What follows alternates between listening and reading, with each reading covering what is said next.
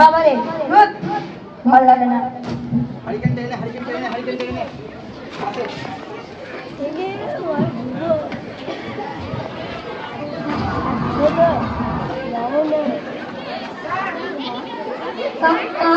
Sir অঙ্কটা বাড়িতে করতে দিয়েছিল, সেই অঙ্কটা করে নিয়েছিস? হ্যাঁ করেছি, আর একটু বাকি আছে। মার না খেতে চাইলে তাড়াতাড়ি অঙ্কগুলো কর, স্যার এসে পড়লেন বোধহয়। শিক্ষক মহাশয় প্রবেশ। যাই স্কুলে যাই, ছাত্রদের পড়িয়ে আসি। Morning sir. Morning morning, sit down.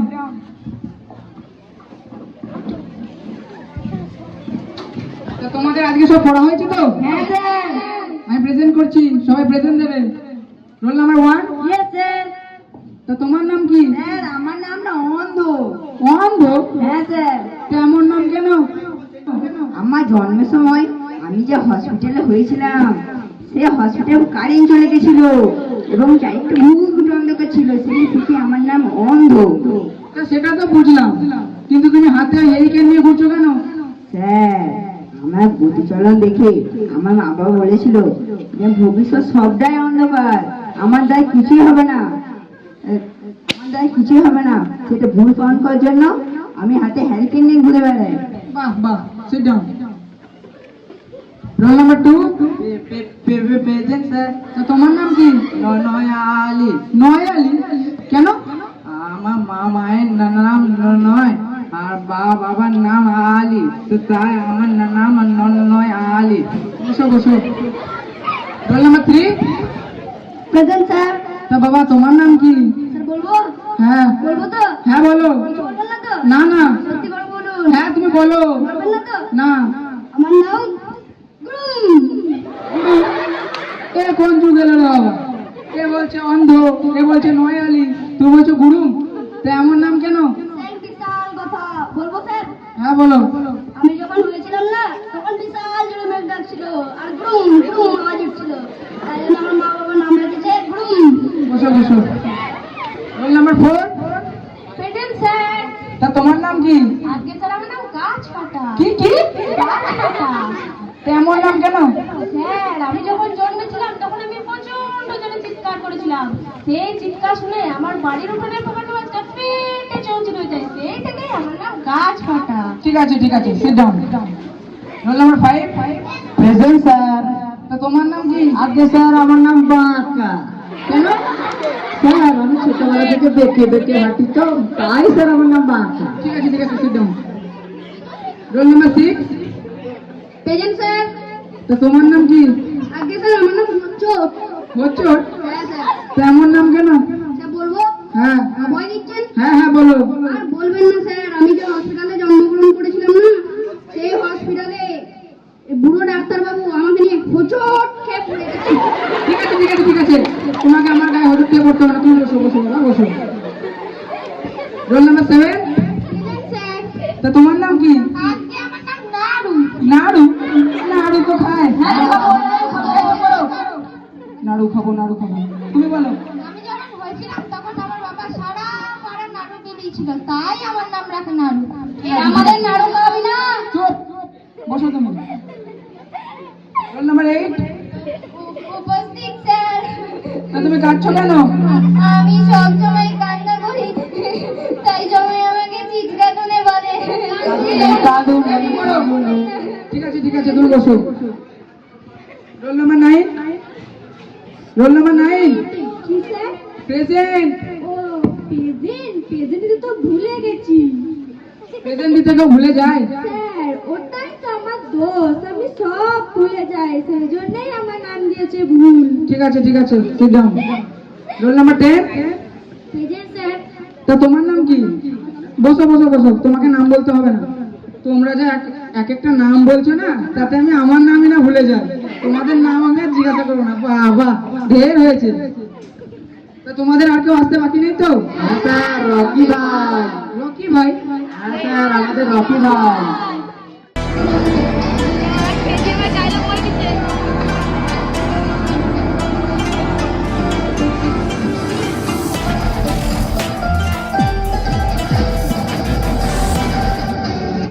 Sir আসলাম।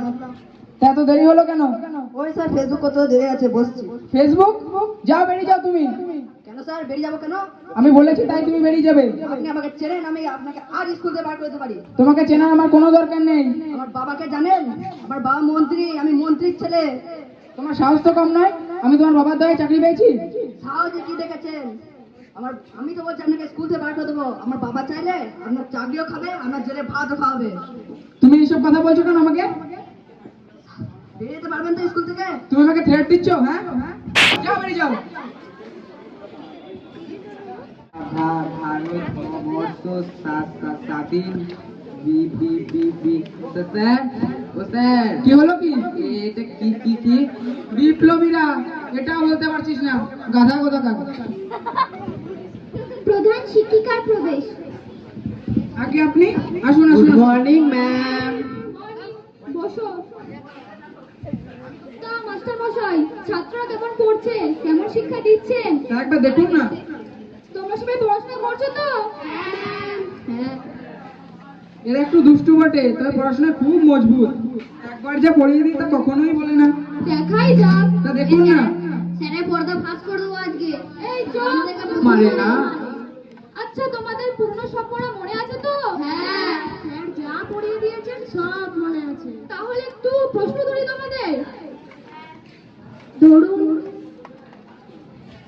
আচ্ছা বলো তো, উদ্ভিদ কাকে বলে? তুমি বলো। আগে ম্যাম, উদ্ভিদ হলো যা মাটি ঘুরে বের হয়। তা এর একটা উদাহরণ দাও দেখি। উদাহরণ কি হবে রে বাবা? তুমি বাবার কাছে কেন জিজ্ঞাসা করছো? তোমাকে বলেছি, তুমি বলো। হ্যাঁ ম্যাম, মনে পড়েছে, উদাহরণ কেঁচো। কেঁচো, কেঁচো। আপনি থামুন, তুমি বসো। আচ্ছা, তোমাদের বাংলা সাহিত্য হয়েছে তো পড়া?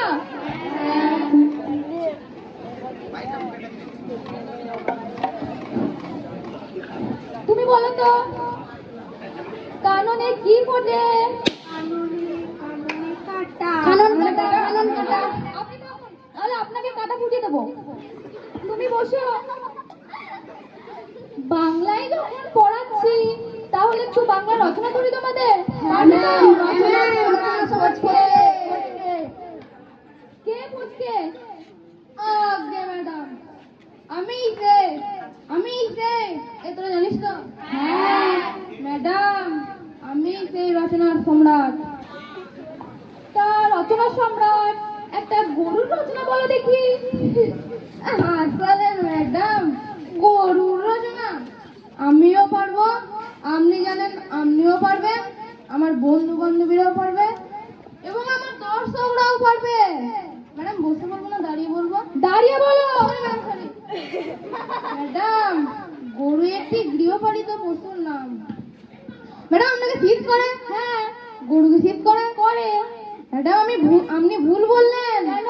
গরুকে শীত করে না, কারণ গরুর শরীরে তো অসংখ্য লোম আছে, তাই গরুকে শীত করে না। ম্যাডাম, গরুর দুটি চোখ, দুটি কান, একটি লেজ এবং একটি নাকও আছে এবং চারটি পা আছে।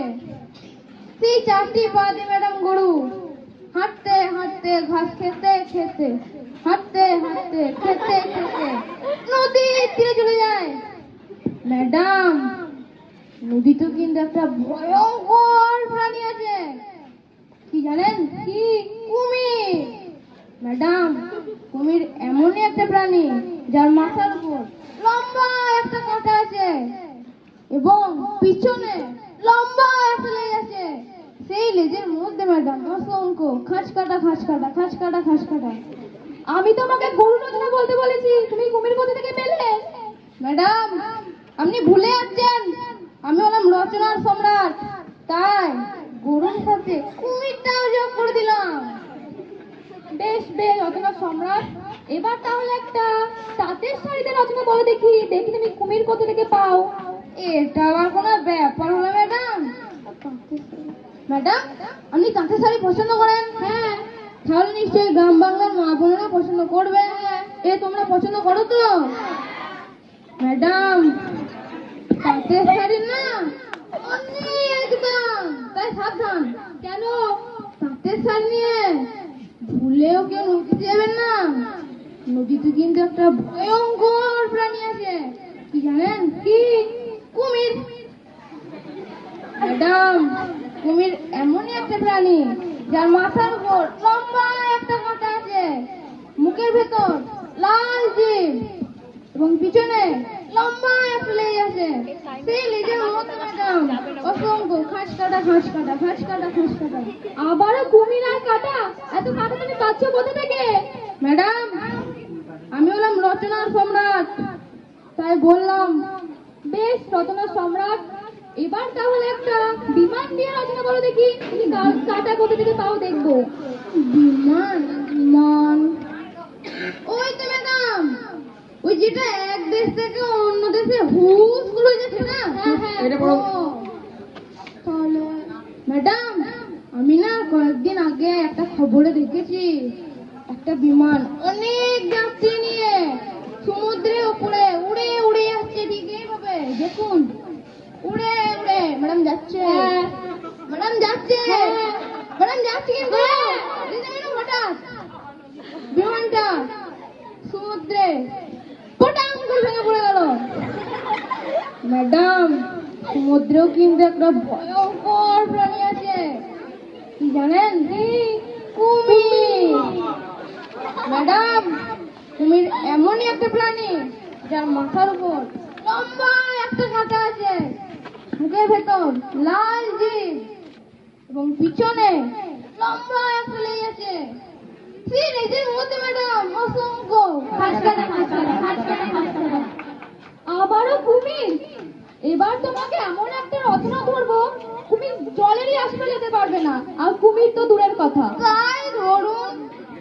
তাহলে বলো দেখি একটা পলাশির যুদ্ধ নিয়ে রচনা, দেখি তুমি কুমির কোথা থেকে পাও। পলাশির যুদ্ধ? ম্যাডাম, বাংলা, বিহার, উড়িষ্যা অন্তিম লগ্নে সেই সময়কার সিংহাসন লাভ করেন নবাব সিরাজউদ্দৌলা। হ্যাঁ ম্যাডাম, যেটা বলছিলাম, তিনি তার সত্যতা দিয়ে তার প্রধান হিসেবে রাখেন, কে জানেন? কে? মেয়ের জাফরকে। সেটাই ছিল তার ইতিহাসের খাল কেটে।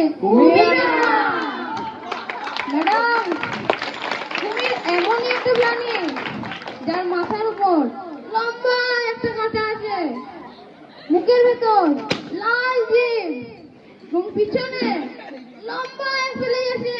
ম্যাডাম, সেই লেজের মধ্যে অসংখ্য খাঁজ কাটা খাঁজ কাটা খাঁজ কাটা খাঁজ কাটা।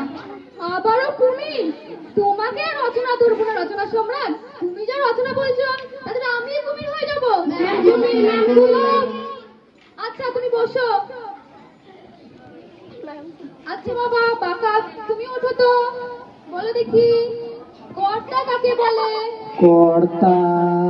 আগে ম্যাম, কর্তা তো আমাদের উপরে জয় মুন্সি। জয়মতী? আগে হ্যাঁ ম্যাম। কেমন করে? ম্যাম, তিনি তো সর্বদাই ক্রিয়াকর্ম নিয়েই থাকেন, তাই আমরা তাকে কর্তা বলি। জয়মোহন সিং কর্তা? স্যার, আমাকে মেরে মেরে আরো বেঁকিয়ে দিলেন। আচ্ছা, তোমরা বলো দেখি সিরাজউদ্দৌলাকে কে কেটেছে? চিৎকার করে তুমি বলো তো। ম্যাম, সিরাজউদ্দৌলা ম্যাম পোকাই কেটেছে, ম্যাম পোকাই কেটেছে। না না, আমি কাটিনি ম্যাম, আমি কাটিনি। আরে তুই না, ও স্যার সবসময়। তুমি আরে সবসময় স্যার আপনি মারেন কেন? মেরে মেরে আমার পিঠটাকে পুরো লাল করে দিয়েছেন। আরে তুই কাটিস নি, সত্যি সত্যি পোকাই কেটেছে। শুধু ইতিহাস না, গোটা গোটা ইতিহাসটাকেই পোকাই কেটেছে। এমনকি আমার বইটাকেও দেখুন দেখুন। তোমাকে আর বলতে হবে না। আচ্ছা, তাহলে তোমাদের একটু অঙ্ক থেকে প্রশ্ন ধরি। ধরুন। বেশ, ধরো আমি তোমাদের প্রত্যেককে 6.5টা করে নাড়ু দিলাম। কটা নাড়ু দিলাম? 6টা। হ্যাঁ, সেই 6.5টা নাড়ু তোমাকে 5 মিনিটে খেয়ে যতটা তোমার নাড়ু বাকি থাকবে তুমি তোমার ভাইকে দেবে। কিন্তু তোমার একটা নাড়ু খেতে সময় লাগে 2 মিনিট। কত? 2 মিনিট। তাহলে তুমি তোমার ভাইকে কটা নাড়ু দেবে? নাড়ু বলবে, নাড়ু নাড়ু। একটাও না। কি করে? আগে আমি তো সব নাড়ু খেয়ে নেবো, তাই দিতে পারবো না। তাহলে আপনাকে নাড়ু খাইয়ে দেবো। নাড়ু খাবে, নাড়ু খাবে। আচ্ছা, তোমরা বটগাছ দেখেছো তো সবাই? হ্যাঁ। ধরো একটা বটগাছ প্রতিদিন 6 ইঞ্চি করে বড় হয়। এই বৈশাখ মাসে সেই বটগাছটা 10 ইঞ্চি উঁচু ছিল। কত ইঞ্চি উঁচু ছিল? 10 ইঞ্চি। তাহলে এর পরের বৈশাখ মাসে সেই বটগাছটা কতটা উঁচু হবে? তুমি বলো তো। ম্যাম, গাছটা তো সোজা থাকে, ফিতেতে মাপলি হয়ে গেল। আরে ব্যাগটা মধ্যে বেঁকে যায়, ব্যাগটা মাপ করতে হবে। ম্যাম ধরুন গাছটা মরে গেল, তো মাপই হবে না। গাছটা মরে যাবে? হ্যাঁ, বেশ বেশ, তুমি বসো। তোমরা যা উত্তর দিচ্ছ তাতে তো আমি যেটুকু জানতাম সেটুকুও ভুলে গেলাম। এসব কি হচ্ছে মাস্টার মশাই? কি শিক্ষা দিচ্ছেন ওদেরকে? আপনাকে কি এই জন্য রাখা হয়েছে স্কুলে? ওদেরকে ঠিক করে পড়ান, আমি এখন আসছি।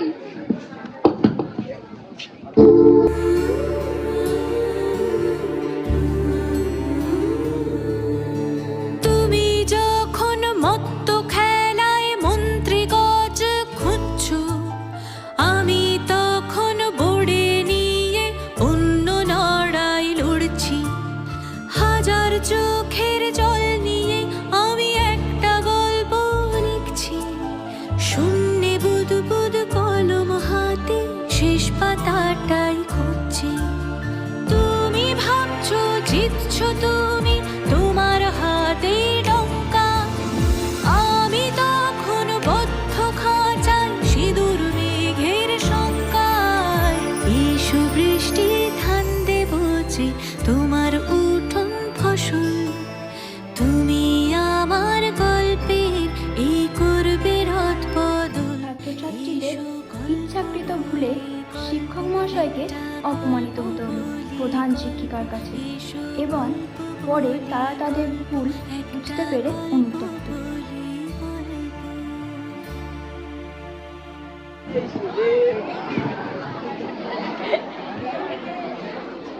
বাবা, ও বাবা, কি হয়েছে? আমি স্কুল যাবো না। কি বললি তুই?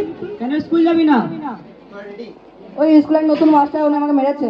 কেন মেরেছে? তুই নিশ্চয়ই কিছু করেছিস। আমি কিছুই করিনি, স্কুলে ঢুকতেই গেলে আমাকে তাড়িয়ে দিল। চল তো গিয়ে দেখে আসি মাস্টারের কত স্পর্ধা। চল গিয়ে দেখে আসি।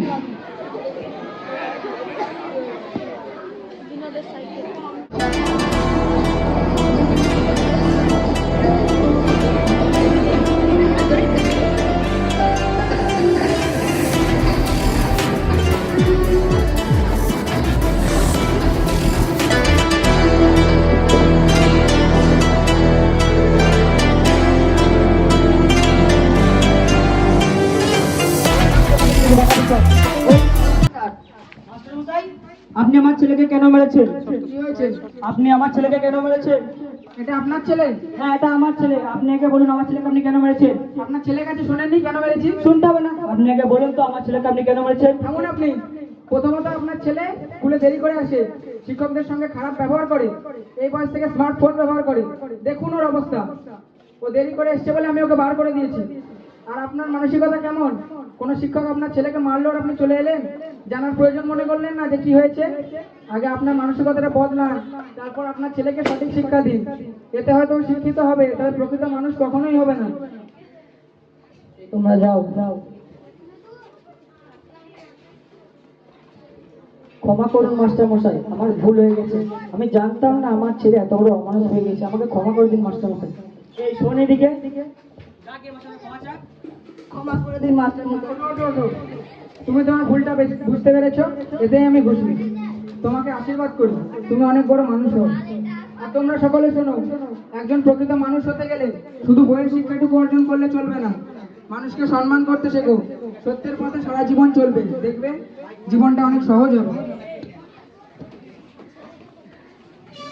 স্যার যা বলে শুনেছো তো তোমরা? একজন প্রকৃত মানুষ হতে গেলে শুধু বই পড়লেই চলবে না, আর ঝুড়ি নাম্বার পেলে কখনো ভালো মানুষ হওয়া যায় না। একজন প্রকৃত মানুষ হতে গেলে আগে মানুষকে সম্মান করতে শেখো। চল চল চল।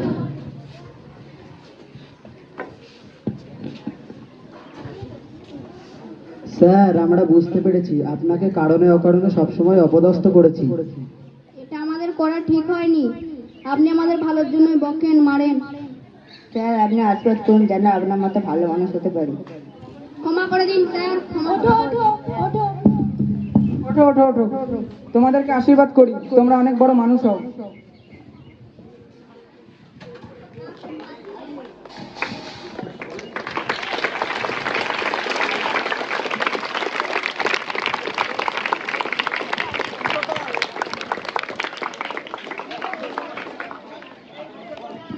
আজকে আমাদের এখানে উপস্থিত মাননীয় প্রধান শিক্ষক মহাশয়, সকল শিক্ষক শিক্ষিকা, শিক্ষাকর্মী এবং সমস্ত আমাদের স্কুলের দাদা দিদি, ভাই বোন ও দর্শকদের কাছে জানাচ্ছি যে আমাদের এই নাটকে যদি কোনো ভুল ত্রুটি হয়ে গিয়ে থাকে তাহলে আমাদের ক্ষমা করবেন। আমাদের এই নাটকের অভিনয় ছিল আমাদের বিদ্যালয়েরই দাদা দিদিরা। প্রধান শিক্ষিকার ভূমিকায় ছিল সঙ্গীতা দিদি, শিক্ষকের ভূমিকায় ছিল জয়ন দাদা, ছাত্রছাত্রীদের ভূমিকায় ছিল গোপাল দাদা, বিনোদ দাদা, স্পর্শ দাদা, নয়ন দাদা, অমিত দাদা, প্রদীপ দাদা, প্রিয়াঙ্কা দিদি, সুলগ্না দিদি, সুতপা দিদি, গায়ত্রী দিদি এবং আমার শ্রেণীকক্ষেরই আমার এক বন্ধু সায়ন্তিকা। বডিগার্ডের ভূমিকায় ছিল অরিজিৎ দাদা, প্রণব দাদা, মজিদ দাদা, সুদীপ দাদা। মন্ত্রীর ভূমিকায় ছিল রাকেশ বড়ুয়া।